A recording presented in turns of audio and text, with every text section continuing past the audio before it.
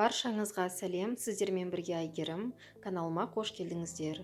Бүгін сіздермен өте дәмді әрі тез дайындалатын пирогтың рецебімен бөлісетін боламын.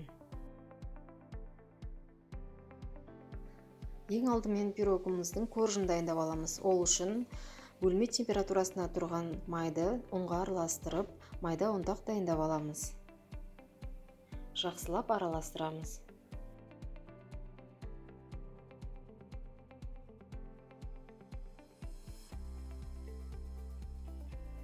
Мінекей бізде осындай ұнтақ дайын болды.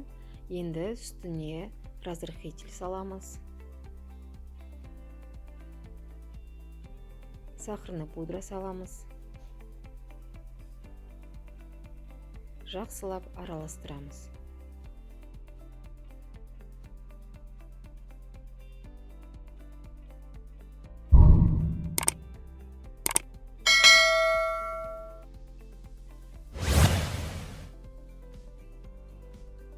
Жақсылап араластырып болған соң үстіне жұмыртқаның сарысын саламыз. Жақсылап араластырамыз. Қамырларыңыз құрғақ болса, үстіне сметана қосасыздар. Жақсылап араластырасыздар. Су қосуға болмайды. Мінекей өте жұмсақ қамырымыз дайын. Енді бұл қамырымызды формамызға жайып аламыз. Мендегі форманың диаметрі 26.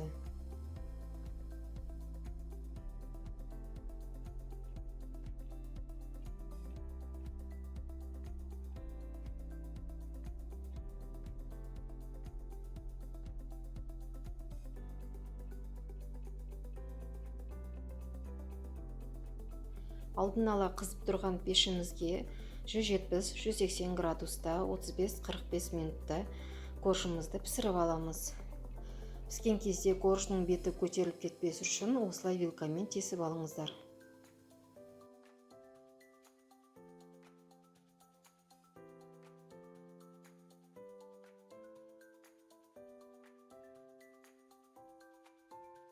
Мінекей біздің коржымыз дайын болды. Енді үстіне вареную сгущенканы бір тегіс қылып жағып аламыз.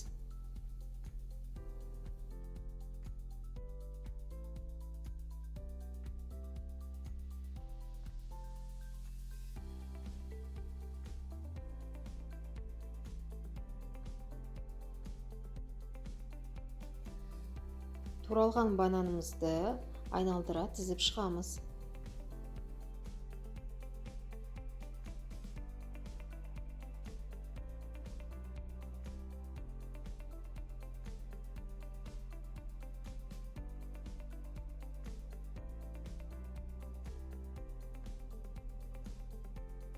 Пирогтың кремін алдын ала дайындап қойдым. Құрамы жазбаша рецептте көрсетілген. Кремді пирогтың бетіне осылай домалақтап, әрлеп шығамыз. Мінекей пирогымыз дайын болды. Қалауларыңыз бойынша бетіне какао сепсеңіздер болады. Ас болсын. Видео сабағым сіздерге ұнаса, комментарий жазып, лайк басып кетіңіздер.